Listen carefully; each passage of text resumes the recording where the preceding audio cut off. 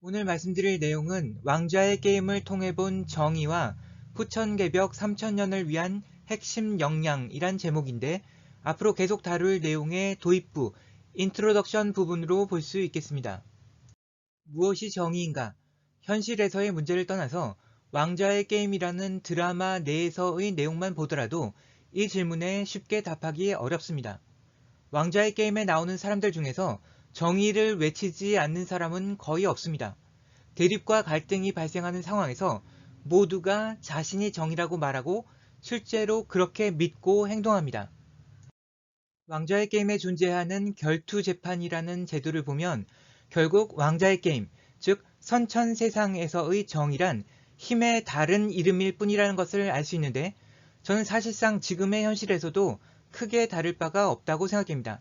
사람들은 보편적 정의가 존재한다고 생각하지만 그것들은 모두 자신의 입장에서 본 각자가 가진 한 조각의 선택적 정의일 뿐인 경우가 많은 것 같습니다.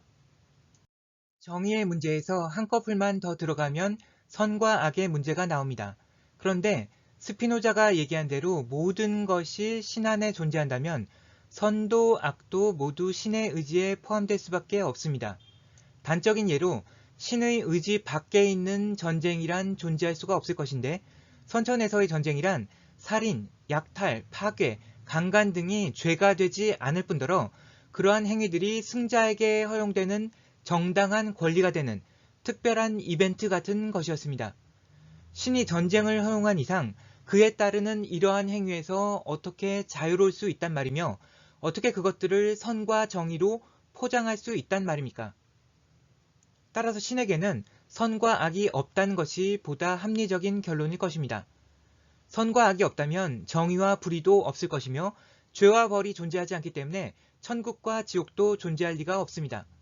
바로 이 부분이 스피노자의 사상이 내포하고 있는 위험한 부분이었기 때문에 스피노자는 신성모독으로 파문당했을 뿐 아니라 암살 기도까지 당했었습니다.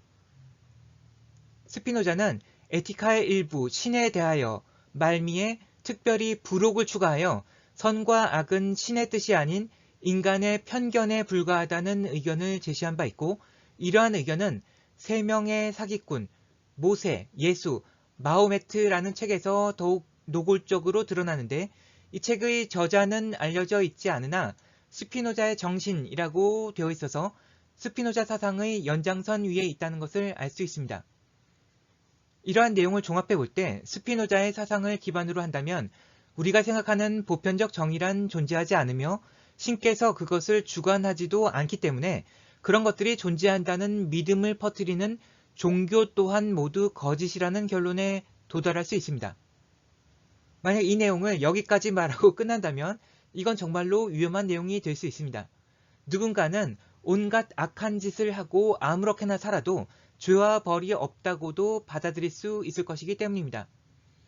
하지만 세상에 죄와 벌이 없다고 하더라도 인과의 법칙까지 부정되는 것은 아닙니다.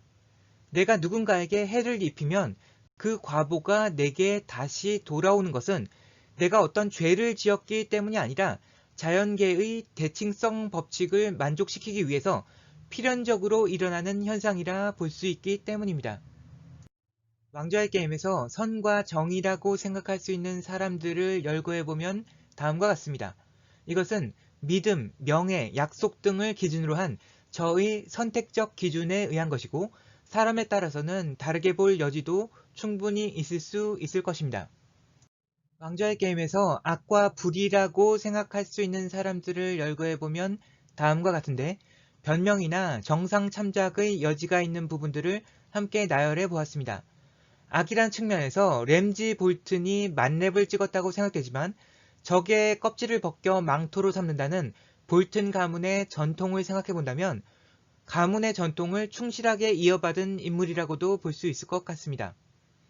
조프리 역시 램지 볼튼의 만만치 않은 악역이지만 잘못된 가정교육에 의한 부분이 상당히 있는 것 같고 서세이는 드라마 막판에 보면 악하다기보다는 현실 파악에 좀 모자란 듯 보이고 피터 벨리시는 악이라기보다는 삼국지의 조조처럼 간교한 영웅이라는 생각이 듭니다. 어둠의 군주는 오히려 순수하게 인간을 파괴하도록 프로그래밍 된 대로 움직일 뿐으로 보이고, 어둠의 군주를 만든 숲의 아이들은 자기들도 그냥 당하고 죽을 수 없어서 어쩔 수 없이 그랬다고 한다면 악이라고 몰아세우기는 좀 어려울 것 같습니다. 램지 볼튼과 조프리 정도까지는 누구나 싫어하고 미워해서 악이라고 부르기에 이견이 없을 만한 인물들이지만, 그 외의 캐릭터들은 1차원적으로 판단하기에는 어려움이 따를 것 같습니다. 선과 악, 아군과 적군이 뒤섞여 있고 그것들을 명확히 판단하기 쉽지 않은 세상에서 스타크 가문이 어떤 길을 걸었는지를 살펴본다면, 에다드 스타크, 캐틀린 스타크, 랍 스타크는 각자 특정한 영역에서의 판단 미스로 실패를 겪었다고 볼 수 있는 반면에, 성공한 이들은 실패를 기반으로 해서 진화하였다고 생각되는데, 이들 캐릭터들의 성격은 보다 복잡 다단해져서 단지 선이라기보다는 선과 악을 다 경험하고 자신의 일부분으로 받아들인 후 그것을 초월했다는 느낌을 받을 수 있습니다. 저는 그 진화의 핵심이 주변과 어울리는 방법을 터득한 것이라고 보는데, 만약 파란색과 빨간색, 얼음과 불이 섞이지 못한다면 서로 죽일 수밖에 없을 것입니다. 하지만 섞일 수 있다면 새로운 색, 즉 보라색을 만들어낼 수 있을 것이고, 섞였다가 분리하는 과정에서 원래의 색을 다시 찾을 수 있다면 그것은 군자의 화이부동을 이룬 것이라 볼 수 있을 것입니다. 전묘법을 생각해보면 보다 쉽게 이해할 수 있는데, 파란색과 빨간색이 섞여서 하나가 된 것이 아니라 서로 파괴하지 않고 공존함으로써 보라색이 된 것처럼 보였을 뿐인 것입니다. 저는 선과 악, 정의와 불이라는 개념을 초월해서 상대방과 내가 어떻게 상호 비파괴적으로 공존할 수 있는가를 찾는 것이 더 중요하다고 생각합니다. 남북한의 통일은 후천 개벽을 위한 첫 단추일 뿐이고, 서로 다른 문화와 종교를 가진 지구상의 모든 사람들이 함께 평화 공존하는 세상을 이루는 것이 궁극적 목표이기 때문입니다. 이러한 목표를 이루기 위해서는 상대와 섞여서 공존하면서도 힘으로 굴복당하지 않고, 상대의 속임수에 노란하지 않고, 다시 갈라서는 경우가 발생할 때 상대방에게 물들지 않고 내 색깔을 온전히 회복할 수 있는 능력을 갖추어야 할 것입니다. 저는 후천 개벽 3천년을 위한 핵심 역량은 바로 이러한 능력을 갖춘 인재들을 양성하는 데 있다고 생각합니다. 30년도 아니고 300년도 아니고 3000년이라면 그 와중에 무슨 일이 어떻게 일어날지 알 수 없는 일이고, 왕자의 게임을 도대체 몇 번을 찍어야 할지도 알 수 없습니다. 그냥 후천 세상에서는 착하고 순수한 사람들만 남아서 모든 일이 잘 될 거라는 낙관론만으로 3000년 동안 모든 일이 잘 되기를 기대할 수는 없는 일이고, 램지 볼튼, 피터 베일리시 같은 인물들이 수도 없이 나타나서 판을 흔들더라도 그들에게 일방적으로 당하지 않고 세상을 유지시켜 나갈 수 있는 힘과 능력과 기술을 가진 사람들이 필요할 것입니다. 신의 입장에서 선과 악이 존재하지 않는다고 하더라도 인간의 입장에서 사회의 질서를 안녕하게 유지하기 위해서는 선과 악이라는 가치관이 반드시 필요합니다. 왕자의 게임에서 등장하는 선과 악의 스펙트럼에서 램지 볼튼이 악의 끝판왕이라 할 수 있을 것인데, 아이러니하게도 램지 볼튼이란 큰 시련을 극복하지 못했다면 산사 스타크는 작은 새로 남았을 뿐 북부의 여왕이 되지 못했을 것입니다.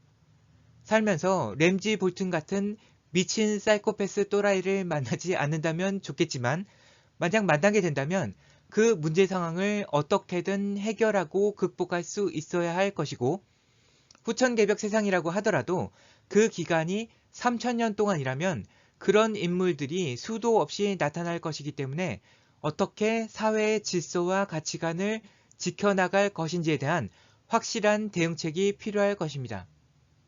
마지막으로, 우리가 드라마상에서 램지 볼튼은 미워하지만 그 역할을 맡은 배우까지 미워하는 것은 정당하지 않을 것입니다. 어쩌면 이 세상에서 악역을 연기하는 사람들 중에는 다른 이들을 위해서 자신을 희생하고 있는 대승보살들이 포함되어 있을지도 모르는 일이고, 어쩌면 그것이 신 안에서 선과 악이 공존할 수 있는 숨겨진 메커니즘일지도 모릅니다. 인간이 그것까지 알 수는 없는 일이기 때문에 우리는 우리에게 드러난 상황 속에서 가장 최선의 길을 찾으면 될 뿐이지, 너무 과몰입해서 세상의 옳고 그름을 다 뿌리까지 파헤치고자 할 필요는 없을 것 같습니다. 그것을 설계하는 것은 인간이 아닌 신의 영역이기 때문입니다. 들어주셔서 감사합니다.